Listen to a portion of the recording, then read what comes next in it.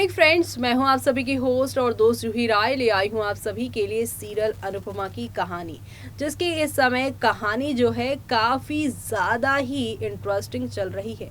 लेकिन जिस तरह से अभिमन्यु और अक्षरा की कहानी शुरू हुई थी, वैसे ही कुछ यहाँ पे आप सभी के अनुपमा और साथ ही साथ अनुज की कहानी में भी दिखाया जा रहा है। इनकी शादी में भी शो मेकर राजन शाही कई सारे कांटे बो रहे हैं। दोनों ही शो के मेकर एक हैं और कई बार दोनों ही सीरियल में कुछ ऐसा ही ट्रैक चलता है। और यहाँ ये रिश्ता और अनुपमा का महा एपिसोड भी आपने देखा था, महासंगम भी देखा था। और ऐसे में जहाँ अभिमन्यु अक्षरा की तो शादी हो गई है, लेकिन अब बारी है आप सभी के अनुज और अनुपमा की शादी के बंधन में बंधने की। और शादी के बंधन में बंधने से पहले शो में आप सभी को यहाँ पर काफी सारा अप्स एंड डाउन्स आता हुआ दिखाई देगा।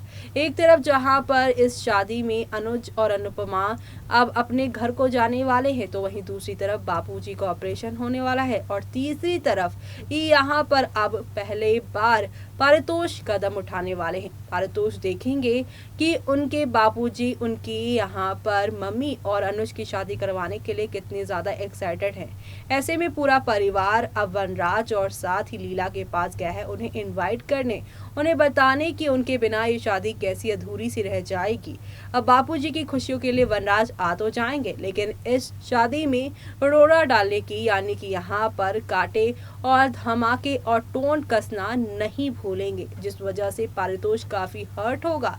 और पारितोष यहाँ पर अब उन्हें पेपर देते नजर आएंगे और कहेंगे आपकी प्रॉपर्टी में जो मेरा हिस्सा बनता है, या तो आप मुझे वो दे दीजिए, क्योंकि मुझे बिजनेस करना है और अपनी पत्नी और अपने होने वाले बच्चे का ख्याल रखना है। क्योंकि जिस तरह के पापा आप हरकतें कर रहे हैं, उससे तो अब इस घर का कुछ नहीं होने वाला, क्योंकि आपने तो अपनी लाइफ में जो करना था वो कर लिया।